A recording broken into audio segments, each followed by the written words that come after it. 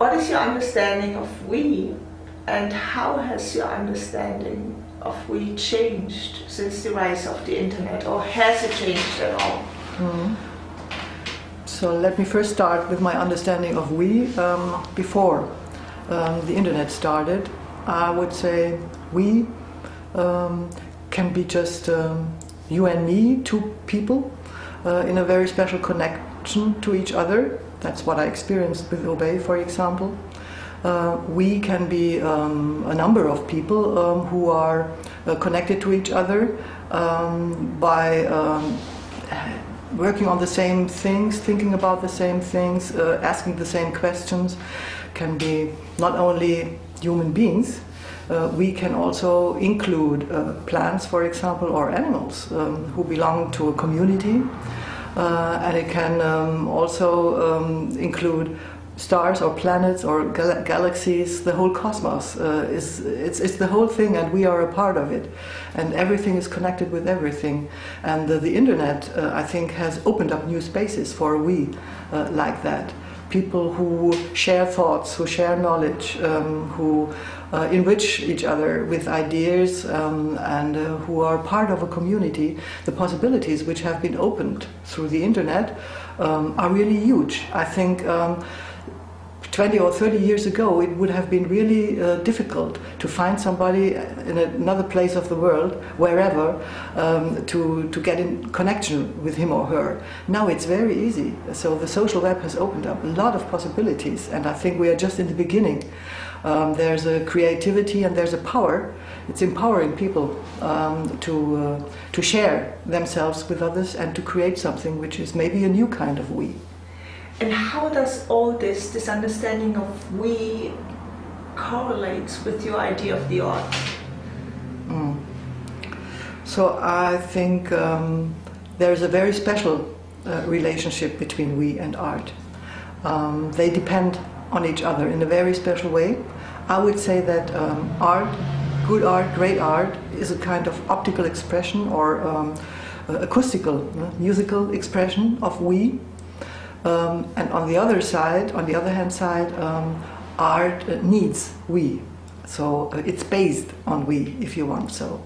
Could you explain this a little bit more? Why is art based on the we, or why does it need reflection or? Yeah. So I see it like that, that art and the artist, they are inspired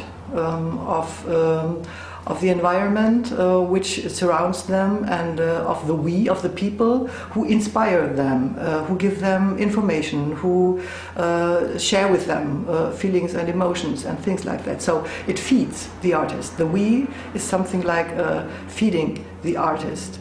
And the artist is working on that in a very special way with his genius talents or his special artistic talents, and he's creating something which is new, which is not the we, it's more than that, but it's reflecting the we. And so it's going the other way back when we meets this kind of art, and it can reflect itself and it can mirror itself in this art. So it's an interrelationship between both of them. If you now look at your specific project, OUBEY, or MINDKISS as you call it, how does the pictures of your husband correlate with these various forms of we you just described? I think there is a very interesting relationship between OUBEY's art and the we.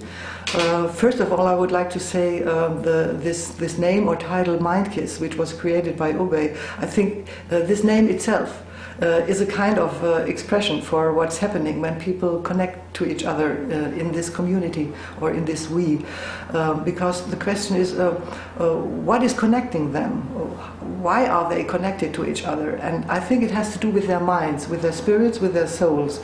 And there's something which is touching them all, which is connecting them all. It's a kind of mindset, if you want so. And MINDKISS, I think it's what inspires them or what brings them together. So this is very close, this idea of MINDKISS and being connected and we. So what is the we? How is the we expressed in OUBEY's pictures? Is it expressed at all, and how would you describe it? that's very hard to describe and to explain. But I would say yes, it is. It's living in these pictures, and many people found different words to express that. But they tell that it is like that. So I would say that OUBEY was able to combine and to melt a lot of aspects of reality, particles of reality, scientific things like astrophysics and quantum physics and complexity research, chaos and order research, things like that. So science. Then poetry and music, art, philosophy, from the Greeks to nowadays philosophers, science fiction. So he was such a multifaceted person, working on such a lot of things and questions. And I think all of this was put together in his artwork. And so this is an expression of we. How does all these different disciplines you were just mentioning, like biology, complex theory, physics, how does this all come together in this project, Mindkiss, in this week? I think OUBEY was a person who could emerge all these aspects in his mind and in his art, and he was always working on a kind of overcoming the separation between all of these disciplines and fields which represent human life, science, culture, art, philosophy. So they have been separated over the years and the centuries.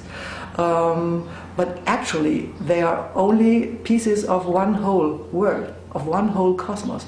And to bring it back to this point, that it's a part of a whole, and to be able to view the whole a little bit when looking at these pictures, I think that's some kind of a special thing in OUBEY's art.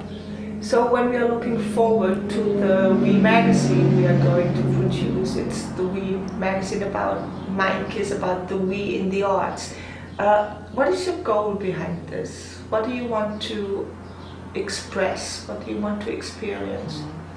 So first of all, I hope and I think that OUBEY's art can give something to the people, so I want to share it for the purpose to maybe to enrich other minds and to create possibilities of discussion, of reflection, to get resonance as well.